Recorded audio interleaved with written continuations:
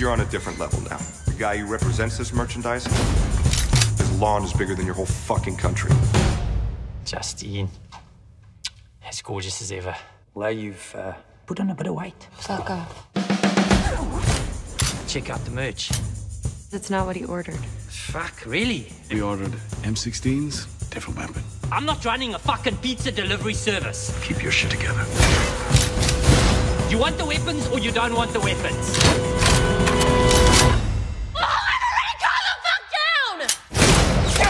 Here we go. Oh, now we're cooking. Welcome to What the Flick, Christine Alonso. It is another Thursday, so we are here for you to tell you about this week's new releases. This one must have spent so much money on ammunition. Oh my God, like what was the budget just on guns shell and casings? Yeah. This is a movie called Free Fire. It's about people shooting at each other. Alonso? It is literally a movie about people shooting at each other. A gun deal goes bad. Cillian Murphy plays, I guess, an IRA soldier. It's never specifically said, but that's the impression. It's set in the 1970s. And he is working on buying a bunch of rifles from some shady characters led by Sharlto Copley.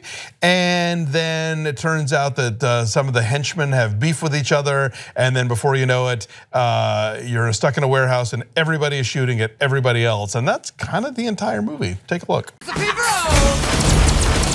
me who hired you right now! It was...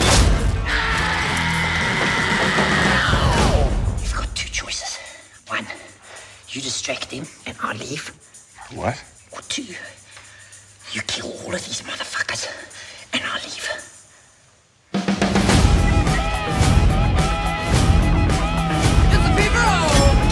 You seem like a nice girl. We can't all be nice girls.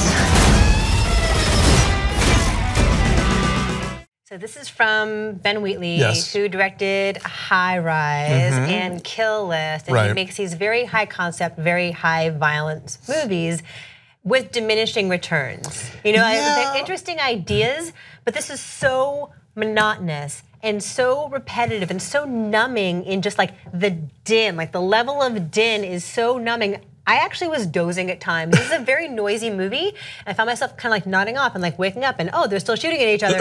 And it's often hard, and maybe this is intentional, it's often hard to tell who's doing what to whom and where they are in this space. Like it's this giant warehouse and they're all having to hide behind boxes and girders and things and having like, they're all on the ground because they've all been shot in the leg or someplace and they can't walk. And it's hard to tell who's doing what to whom and why it should matter at any particular moment in time. It's just like a good solid hour. Like the movie's only about an hour and a half long, right? A little less, I think, yeah. And a good solid hour of it is just gunfire. Yeah, and you nailed it. I mean, I admire a technical challenge movie. You know, Locke is probably one of my favorite films of the last few years. I love Locke. And Tom Hardy never gets out of that damn car. He's in a car. You know, so if you tell me you're gonna make a movie that's like limited to a confined space and you know no one's gonna get out of it or whatever, I'm in. Like I'm curious to see how are you gonna tackle that as a director? How are you gonna take that as a challenge to make that interesting and make that sort of dramatically vibrant? And Wheatley kind of blows it because you're right. The editing is not sharp enough as it should be. We need to know exactly where everybody is in relation to everybody else, or it doesn't matter.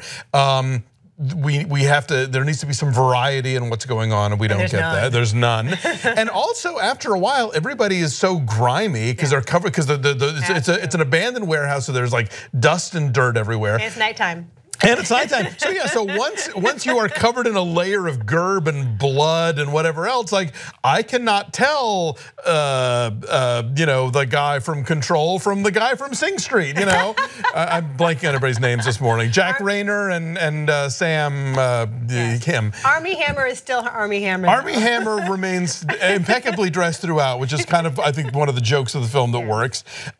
Brie Larson is a lot of fun. She's the one woman. And she is obviously like, she turns out to be smarter than most of the people, although not smart enough to not find herself stuck in the middle of this disaster. I mean, I don't mean the movie, although that's whatever. I mean, the character is stuck in the middle of this situation, this crazy shootout. Yeah. So yeah, I have yet to really love Ben Wheatley. I know he's got a big fan base out there, but the ones I've seen, Kill List, I saw the twist coming in the first 5 minutes, and so it didn't do it for me. okay. High Rise seems like kind of a half-assed Snowpiercer, but stuck on its end, you know.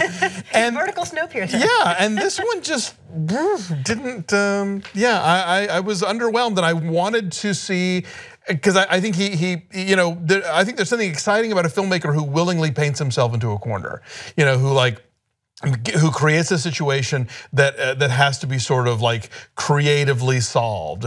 I mean, I've even sort of taught a course about this, you know, and I don't think that Wheatley rises to the occasion, unfortunately. Yeah, and part of the problem is that you don't care whether he solves it because you don't care about these people. Yeah, the shootout, once the shooting starts, like you've barely gotten to know anybody. So if the building explodes and they all die, you don't care. They're interchangeable, and I suspect that he tries to breathe life into them by making them like all kind of wisecracking and profane and smartass. And there's banter. They're trading banter while they're trading bullets with each other, and that I guess is supposed to endear them to us. Like, oh look, they're funny. You know, they have a sense of humor, but they're all the same kind of sense of humor. So these people aren't necessarily delineated in a way that like causes you to connect or be engaged or care whether any of them lives or dies.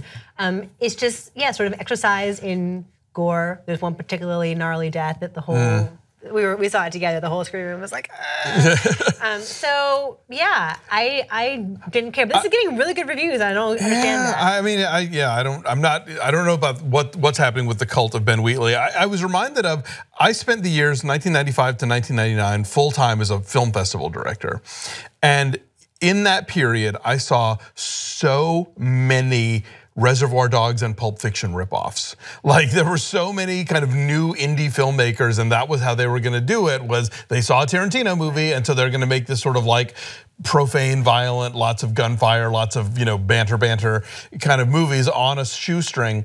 And this took me back to that. I felt like, oh God, I'm watching another one of those movies by somebody who has like a warehouse and some costumes and is gonna like thinks he's gonna be Tarantino. Yeah, 20 years later, this is still a good idea to rip off. Yeah, and like I know Wheatley's got his own fish to fry, and I'm not accusing him of that, but this movie feels like that, the product of that kind of thing. But straining for that, and we could do a whole discussion on Tarantino, but straining for that is just foolish because you're never going to have the style, you're never going to have the intelligence of the banter. It's never going to match up. So stop trying, filmmakers. All right, so I'm saying 4. I was bored. It's a bummer. You know what? I think I was too generous. I'm giving it a 5. Okay, so that's a 4.5. 4.5 from us. It's at 71%. People who are really smart, whose opinions we respect, like Tim Grierson. Tim Grierson liked this movie. He was sitting with us too. Yeah. Our friends like this movie. We don't like this movie. We don't like stuff apparently. But come back next week and we're going to talk about Unforgettable, which is gnarly. Bye.